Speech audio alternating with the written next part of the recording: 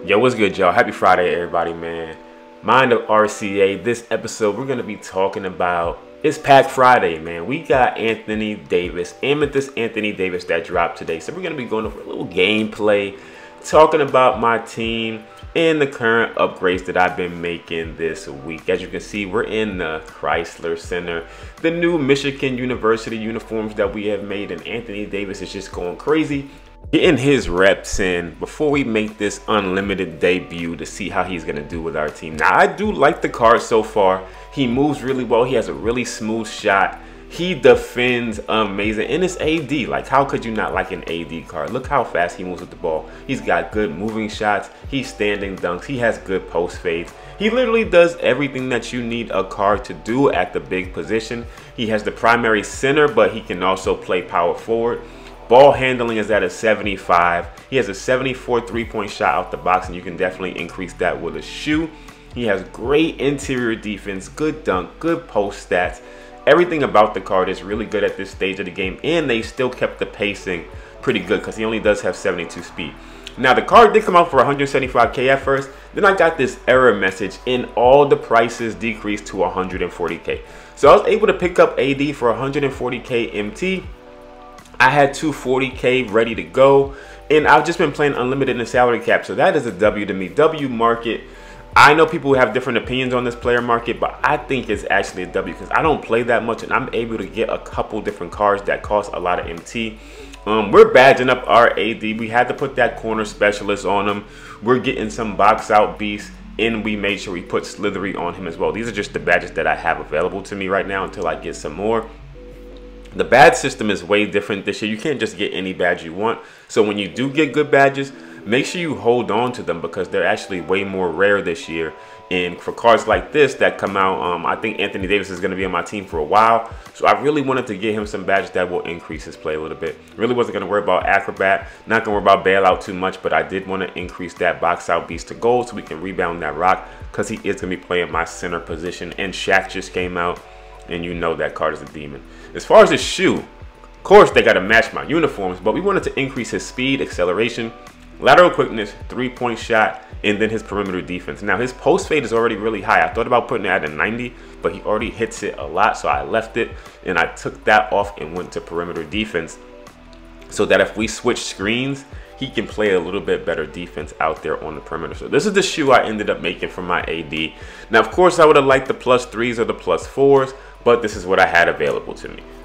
All right, so let's take a look at what my team is looking at right now. We got Jason Kidd, J.R. Smith, Ron Artest, Scottie Pippen, and Anthony Davis at the center position. There are some games that I do play Giannis at the power forward with AD at the center, but I do like Scottie Pippen enough shooting wise and his defensive ability to be able, especially with how inside defense is this year. Steve Francis runs my backup point guard with ML Carr, Dylan Brooks, and then sometimes I bring in that Kobe. Kobe's still one of my favorite cards, especially off of screens.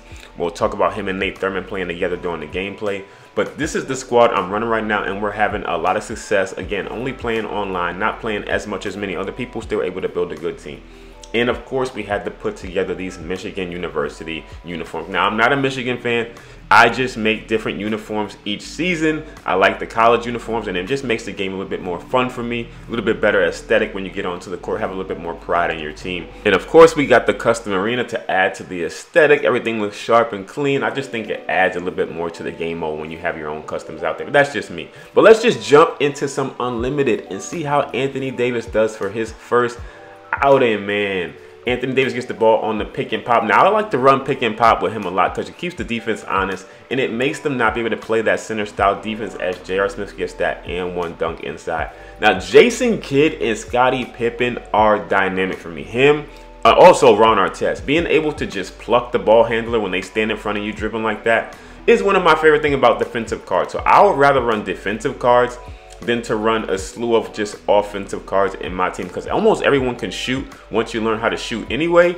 And this is where Anthony Davis shines right here. And this pick and fade, he is literally money. His jump shot is so pure, really good, doesn't take long at all, no hitch like the previous years. And I know y'all know Shaq just came out, but being able to hit these threes is going to kind of keep the Shaq users at bay because Shaq's going to get his inside. But if you have somebody that can pick and pop like AD, and get those threes here and there and play good defense inside. Anthony Davis's interior defense is amazing. We're able to force a lot of different shot clock violations and stuff because he's not able to get all the backdoor cuts and stuff that he wants. This guy was like 17 and 3, I believe. Good game to him, but Anthony Davis literally went crazy in this game. And one of my favorite things about this card in the gameplay this year is the post fades. Not only can you dunk and hit threes like every other year, but the post fades are so usable this year, and you have to use or defend them or else you're going to get cooked. So if you have CPU on me or you're not playing close, Anthony Davis's post fade is probably one of the best in the game and one of the quickest in the game, and being able to use him to hit those is going to be just another dynamic to make him even more unstoppable.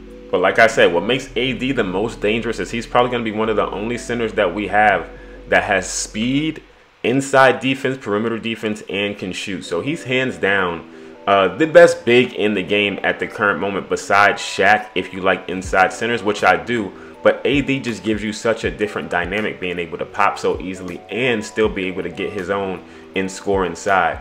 So if you have a mismatch inside, he's going to draw the defense, open up other stuff for you on the perimeter. If he has the ball in a fast break, he can dribble the ball. If he's defending the big, he can hold his own. He is just the overall just best big. Like, there's no other way to put it. But don't forget that inside bigs do still have a place. And one of the reasons why I use Nate Thurmond and would like a card like Shaq is right here. When you're able to set screens that are a brick wall and get your players open, that is a huge advantage of the game. So Nate Thurmond still does have his time that he comes in and he gets down with my team as well, because he provides something that AD wouldn't really be able to, being able to both get some good stops inside but also set solid screens that get my players open like way easier. So that's why I use Nate in most times. But you cannot replace the ability to do things like this. AD being able to catch, stop and pop, pick and fade, run the floor at a quick level. He just opens up the game in a different way, and I'm definitely glad that I saved up my MT to be able to scoop him. Currently too fast for a lot of the bigs, but he's too strong if you're going to put a power forward on him, so he's the perfect balance. And of course, we're still running plays and freelances. So if you guys are looking for tips on plays and freelances, I will be putting some out on YouTube, but Patreon gets a lot of them as well, and they will be getting a lot of them. Check me out at Patreon, patreon.com/RCA the Great. We're getting into the nitty gritty. Just posted some defensive stuff last night. But yeah, man, this AD is fantastic. Hitting a little shimmy before the game ends. Even though Alonzo Mourning contests, we still green it. And AD ends with a monster game from my first unlimited game with him. I am extremely satisfied with my purchase. 140k MT, well spent to be able to scoop this card.